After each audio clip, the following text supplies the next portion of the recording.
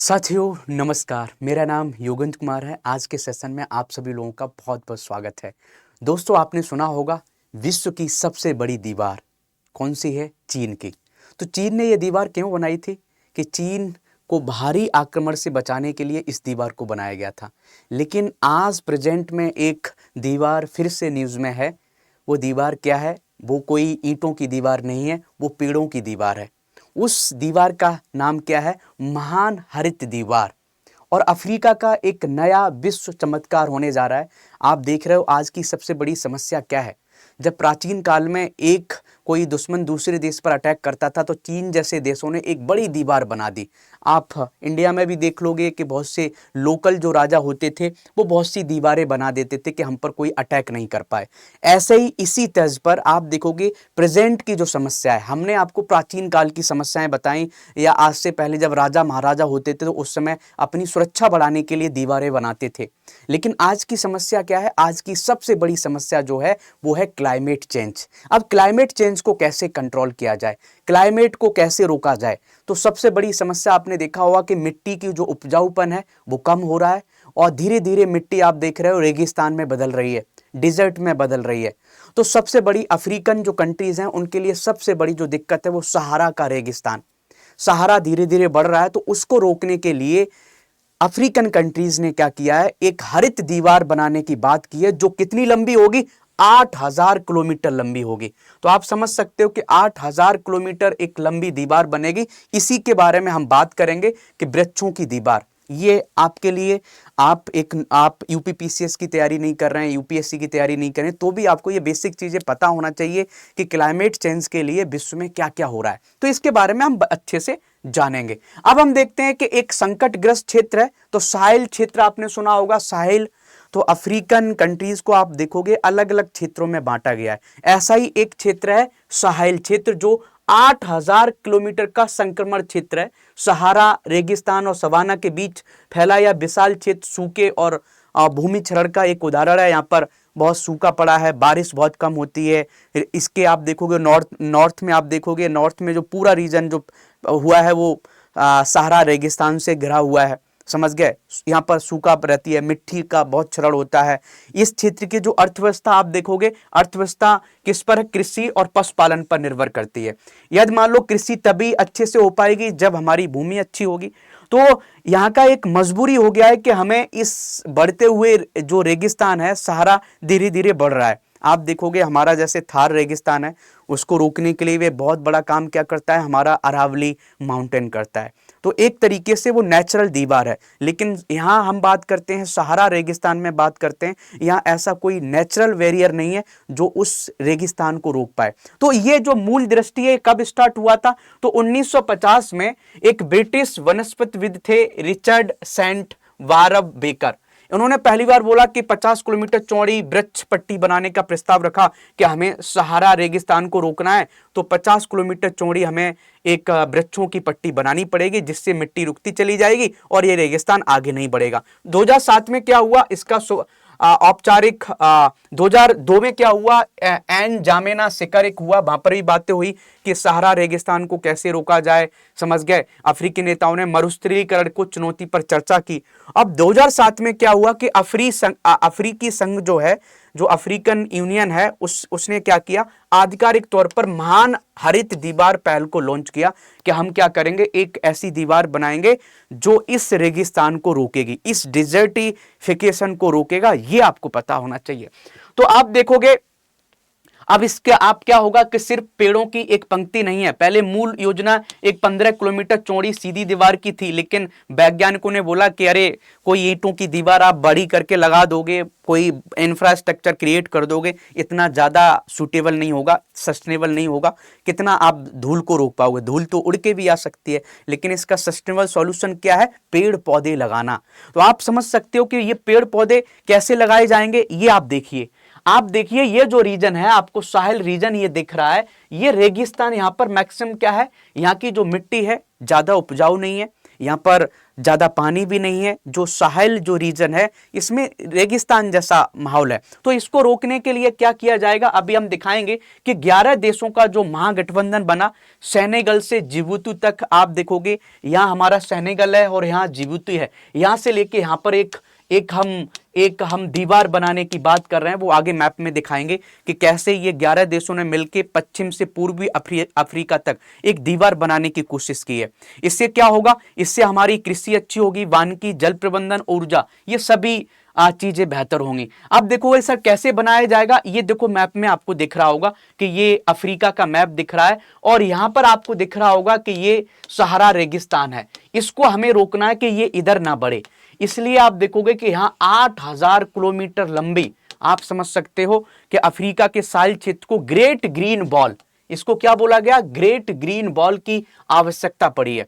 तो इस परियोजना को आप समझ सकते हो कि जिबूती से लेके साहिल तक इसको हम स्टार्ट कर रहे हैं। अभी मैंने यहाँ पर बताया भी था कि कहां से कहां तक हम इसको ले जाएंगे, सेनेगल से जिबूती। तो आप देखोगे सेनेगल कहां पर है, यहाँ, और जिबूती कहां पर है, यहाँ पर ईस्टर्न अफ्रीका में। तो इतनी लंबी एक दीवार बनाई जाएगी और ये दीवार किसकी होगी, ये पेड़ पौधों की दीवार होगी। अब ये पेड़ पौधे क्या करेंगे, जैसे ही ये आप देखोगे इधर थार बढ़ने की रेगिस्तान बढ़ने की कोशिश करेगा, सहारा रेगिस्तान बढ़ने की कोशिश करेगा, तो इसको पेड़ और पौधे क्या करेंगे, इसको रोकने की कोशिश करेंगे। और कई बार क्या होता है कि आप क्लाइमेट चेंज ऐसा होता है कि बहुत सी चीजें चेंज होती रहती हैं। हो सकता है कि आज वहां रेगिस्तान है, वहां हरा भरा हो जाए, हो सकता है कि क्लाइमेट चेंज ऐसा हो जाए कि वहां बारिश होने लगे, दूसरी जगह बारिश कम हो जाए। तो ये तो प्रकृति है, इसी को तो बोलते हैं चेंजेज होते हैं। प्रकृति का रूल क्या है, चेंजेस, बदलाव जरूरी है। तो हो सकता है तो, लेकिन अभी जो समस्या है, यहाँ के जो लोग रह रहे हैं, इन लोगों ने एक कहते ना कि ह्यूमन इनिशिएटिव लिया है, इंसानों ने एक खुद का इनिशिएटिव लिया है कि हम एक ग्रेट ग्रीन बॉल बनाएंगे, समझ गए। तो इसमें हम क्या काम करेंगे, लैंड रिस्टोरेशन की बात करेंगे, जो हमारी मिट्टी है जो खराब हो चुकी है उसको हम बेहतर बनाएंगे, उपजाऊ बनाएंगे।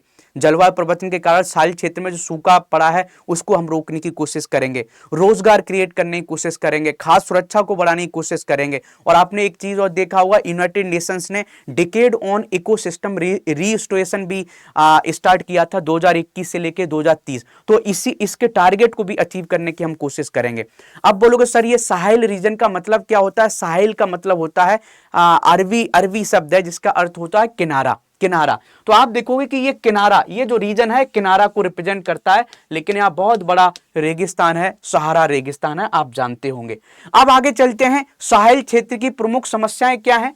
जो हमारा साहिल क्षेत्र है जहां पर रेगिस्तान फैला हुआ है, सबसे बड़ी समस्या यह है कि मरुस्थलीकरण है, कि हर वर्ष लाखों हेक्टेयर भूमि बंजर होती जा रही है, कि ये एरिया बढ़ता चला जा रहा है। जलवायु परिवर्तन हो रहा है तो भाई बारिश में भारी कमी हो रही है, तापमान में वृद्धि हो रही है, लगातार सूखा पड़ रही है, समझ गया, हीट स्ट्रोक लग रहे हैं, हीट वेव्स आ रही हैं, गरीबी बहुत ज्यादा हो रही है, खाद्य संकट में जा रहा है। रीजन क्या है कि मिट्टी उपजाऊ नहीं हो रही है, रेगिस्तान बढ़े जा रहा है, डेजर्टिफिकेशन बढ़े जा रहा है। तो ये सबसे बड़ी दिक्कत थी साहिल क्षेत्र की। और इस दिक्कत को आप देखोगे, इसी दिक्कत को सॉल्व करने के लिए हरित दीवार बनाने की बात की गई है, ग्रेट ग्रीन बॉल बनाने की बात की गई है। आप देखोगे 2030 के वैश्विक लक्ष्य भी रखे गए। क्या रखे गए कि आप देखोगे 100 मिलियन हेक्टेयर जो भूमि है उसको हम क्या करेंगे, पुनर्स्थापन करेंगे, दोबारा से रिस्टोर करेंगे, समझ गए। और 250 मिलियन जो टन है CO2 को हम क्या करेंगे, अवशोषण करेंगे, एक तरीके से कैप्चर करेंगे। और 10 मिलियन हरित रोजगार हम पैदा करेंगे, ये टारगेट रखा गया है। और ये टारगेट 2030 तक अचीव करने की कोशिश किया गया है इस इनिशिएटिव के तहत। तो ये पॉइंट आप अच्छे लिख सकते हो कि इसका क्या फायदा होगा। अब आप बोलोगे कि सर चुनौतियां क्या हैं इस प्रोजेक्ट में। तो चुनौतियां और समाधान क्या हो सकते हैं। पहली चुनौती तो ये हो सकती है कि आप 8000 किलोमीटर लंबी आप एक बहुत बड़ी पेड़ पौधों की दीवार बनाने की कोशिश कर रहे हो, तो उसके लिए पैसा बहुत चाहिए, क्योंकि लोग भी चाहिए, तो पैसे की बहुत बड़ी समस्या है। तो स्थानीय बजट तो भाई साहब अपर्याप्त रहेगा, क्योंकि अफ्रीकन जो कंट्रीज हैं पहले ही से गरीब हैं, उनके पास इतना पैसा नहीं है। तो सबसे बड़ी समस्या इनके पास ये है कि इनके पास वित्त पोषण की बहुत बड़ी समस्या है। दूसरा समन्वय की चुनौती है कि 11 देश के बीच जो नीतिगत अंतर है, कोई देश में डेमोक्रेसी है, किसी में भाई साहब वहां पर मिलिट्री शासन है, तो कैसे हम कोऑर्डिनेशन कोऑपरेशन को बढ़ाएं। एक देश बोल रहा है कि हमें नहीं ये दीवार लगानी, तो कैसे करोगे कंटिन्यूअस, तो ये बहुत बड़ी दिक्कत है। क्षेत्रीय संघर्ष बहुत ज्यादा हो रहा है। आपने देखा होगा कि जो साहिल रीजन है वहां पर मिलिट्री शासन बहुत चल रहा है। आपने देखा होगा कि घाना में कहीं और किसी मिलिट्री शासन आ गया, आसपास के जो रीजन है वहां पर भी मिलिट्री शासन चल रहे हैं, या आपस में लोग लड़ रहे हैं, समझ गए, कम्युनल राइट्स हो रहे हैं, समझ गए, इंटरनल दंगे हो रहे हैं। तो वो सब समस्याएं, क्षेत्रीय संघर्ष बहुत बड़ी समस्या है। लेकिन आप देखोगे महत्वपूर्ण मोड़ ये है 2021 में महान हरित दीवार एक्सीलेटर एक लॉन्च हुआ था। महान हरित दीवार एक्सीलेटर हुआ था, इसलिए हुआ था, आप देखोगे 14 बिलियन डॉलर रुपए देने का वादा किया गया था, समझ गए। विश्व बैंक ने और संयुक्त राष्ट्र ने और अमीर देशों ने बोला था कि हम आपको 14 बिलियन डॉलर रुपए देंगे और आप इस दीवार को बनाने की कोशिश करो।